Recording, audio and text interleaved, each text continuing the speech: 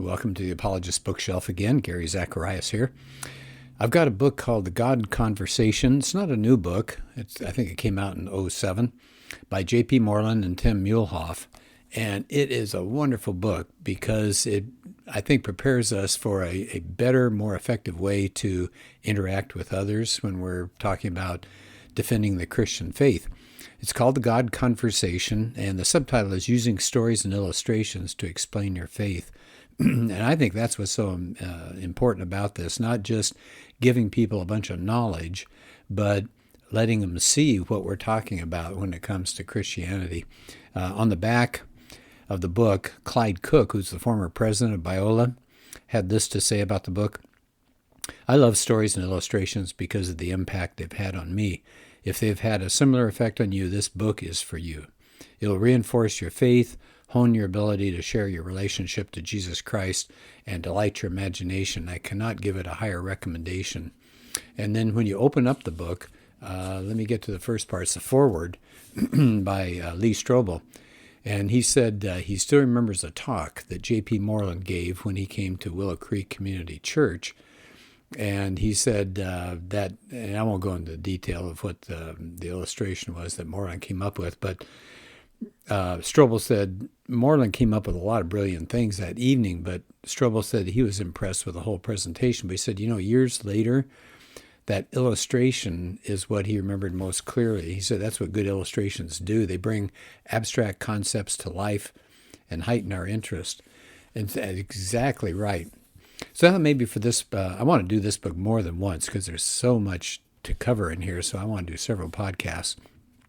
So I think today I'll do the first one of it, and I want to talk about the introduction and chapter 1. So the intro says they've done some research in communication, and they said when people walk away from a conversation, they immediately forget half of what was said. Can you imagine that? Half? And worse than that, 8 hours later, so like the end of a workday or something, they remembered about 20% of what got discussed. And guess what they do remember?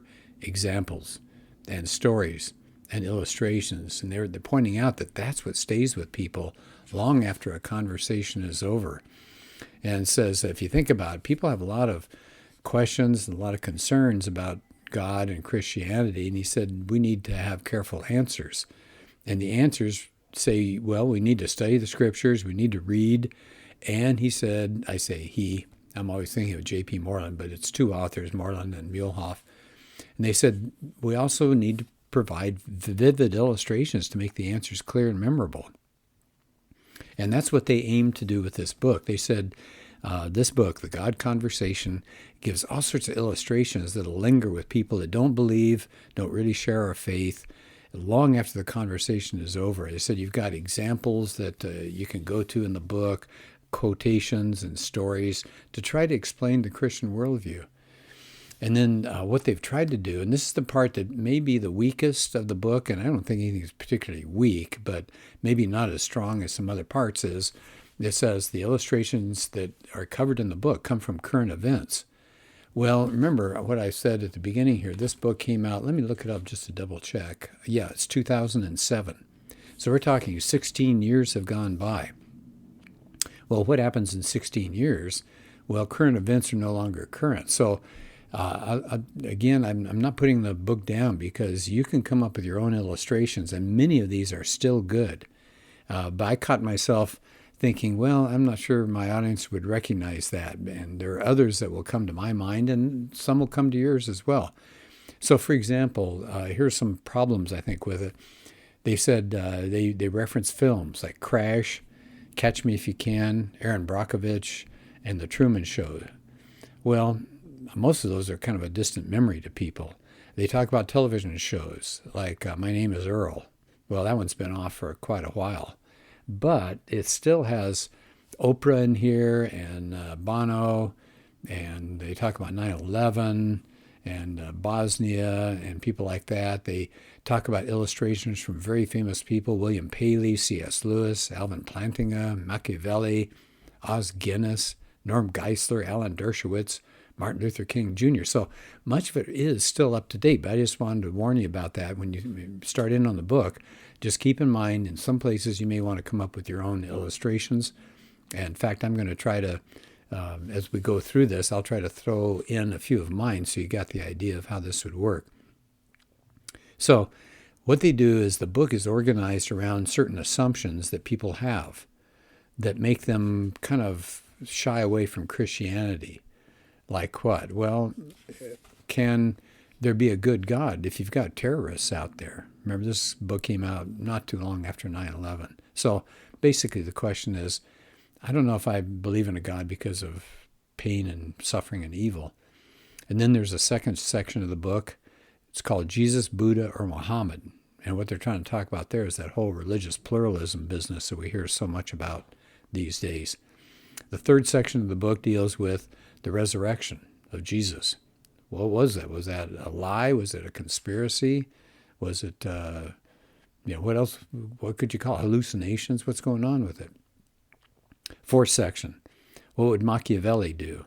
And it's talking about ethics and morality. We live in a world of just bathed in relativism. So they discuss that. And then the last section is, are we an accident? And it's talking about design. So those are the 5 areas that this book talks about.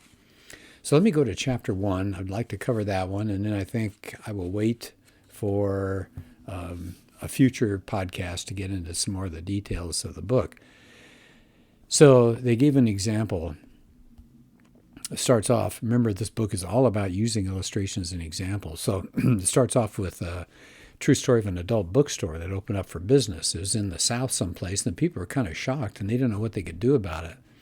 Well, there are 2 elderly ladies who'd lived in that community their entire lives, and they're really upset with that. And they complained to the mayor, and they complained to the town officials, and they don't get anywhere. So they decided to do something themselves. So every hour the bookstore is open, one of the ladies would stand outside with the camera taking pictures of people who entered and left the bookstore. And it says, day after day, embarrassed customers encountered another photo op, which they obviously didn't want. So it says after 2 months, the customers quit coming, the store closed. One of the ladies later confessed that she didn't even have film in the camera. So the authors of this book that we're talking about, The God Conversation, said they still remember the point of that story. It's never too late to get involved in community activism. And so they said they wrote the book, Moreland and Muehlhoff wrote this book because they thought illustrations, just like the one above about the adult bookstore, they're the lifeblood of communication. In fact, they said, to go back in history, Roman philosopher and statesman Seneca said, rules make the learner's path long, examples make it short and successful. That's a good one, isn't it? Let me do that one more time. Rules make the learner's path long. Okay, so just a bunch of abstract rules. Examples make it short and successful. So they tell about what is there about illustrations and examples that make them so important? And they say there are basically 4 reasons. 1, it takes the idea that you're trying to present to your non-Christian friend. It makes it clear. It makes it easy to follow. You give an example, and that illustrates, that amplifies the meaning. I said we admire people who can offer examples and illustrations. A friend of ours one time was discussing the crucial role a person's credentials play. And he was speaking in fairly theoretical terms. And finally, one person in the group said, well, could you give me an example of how a person's credentials can persuade us?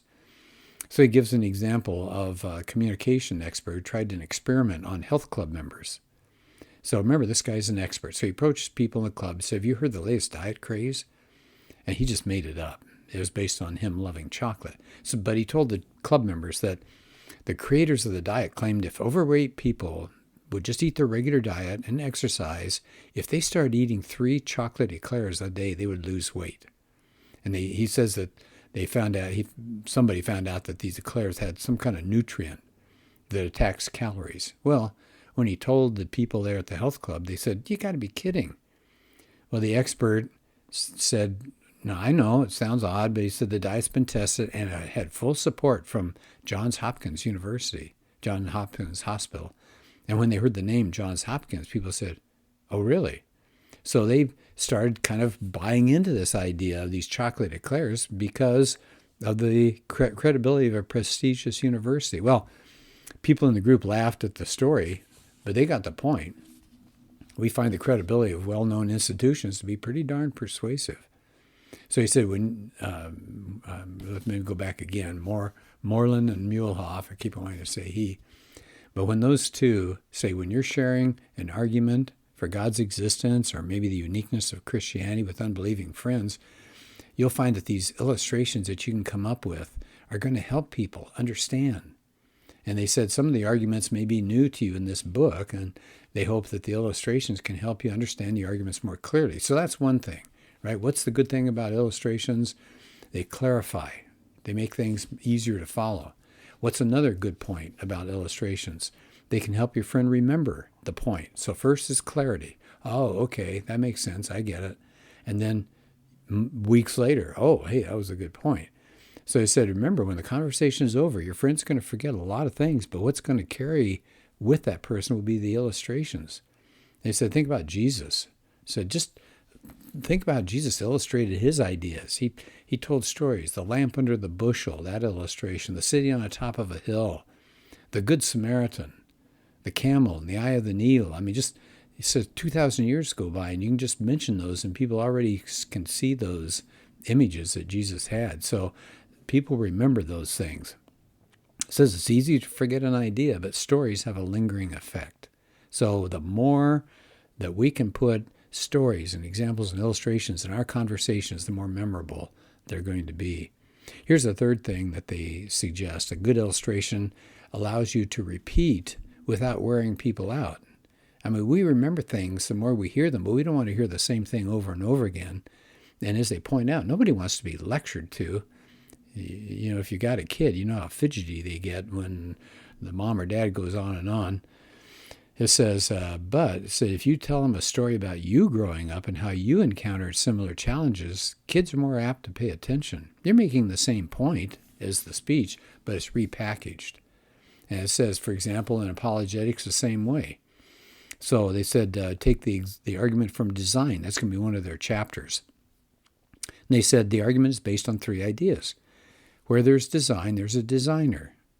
Number 2, signs of design are obvious in our bodies and in the world around us. Number 3, the design we see in ourselves and in the world should be attributed to an intelligent designer.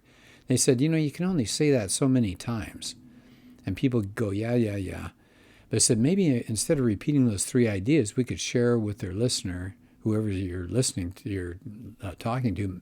There's an illustration by William Paley. He compared the human eye to a high-powered telescope. And Paley observed that both the eye and the telescope were designed. They're designed to bend rays of light and bring things into focus. And he concluded that if you can say a telescope was designed by a master craftsman, then maybe we should say the human eye was designed by a divine craftsman. So what's Paley just said? Those same 3 points, but he said them with an illustration, and we remember those. And then finally, they said one fourth good reason to use illustrations. They sustain interest. So let me go through the 4 again. I'll spend more time on number 4. But first is, why do we use illustrations? Makes things clear, whatever you want to get across to a person. Secondly, why an illustration? Help your friends remember things that you're talking about. Third, you're allowed, illustrations allow you a chance to repeat, but you repeat in a different format, and you don't wear people out. Okay, number 4. The 4th thing a good illustration does, it keeps the interest up.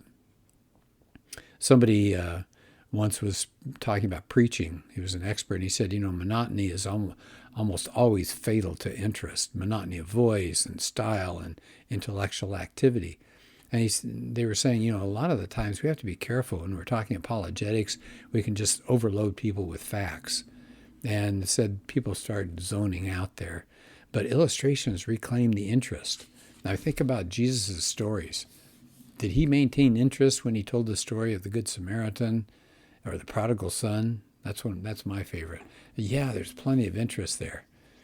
And so that's what this book is going to be about. It said the illustrations in the book have been carefully written and edited so they can be memorized. And then you put them in your own words. And I would suggest that's going to be critical to this book, to not just know some of these, but be able to kind of rehash some of the illustrations. So that's the book. It's called The God Conversation. J.P. Moreland. I've read many of his works and always appreciate his intellect, his careful thinking. So J.P. Moreland and Tim Muehlhoff have done these, done the book here. The God Conversation, it's not that long either. Let's see, the whole book is 150 plus pages or so. So something that I'm sure by now it's out there and sitting in used bookstores, or you can get it really cheap online. So I would recommend it highly because we want to share our faith. That's my focus with our apologetics class at our church. We don't want to just have people come in the evening and do our apologetics and have people walk out with a little bit more knowledge than they had when they walked in. Okay, that's good. I mean, that's certainly fine. We want that. But the next step is what's more important. That is, carry that information out to a coworker or a son or a daughter or a neighbor or whatever it is. Carry that information out and share it. Share it. Get it out there. Get the exposure to these points that we've been talking about in class. So we don't want to have apologetics as just an intellectual exercise. Why do we do apologetics? We want to change minds. We want to change people's beliefs. We want to at least till the ground, get it ready, be gardeners, clear the land for apologetics to become then a part of evangelism, to actually change people and turn them into Christians. Whether we do it or somebody else does, at least we've done the preparation. All God asks us to do is be faithful. And using something like the God Conversation can really help with that. All right, well, thanks a lot. I think next time I'll do the next section so you can see one area.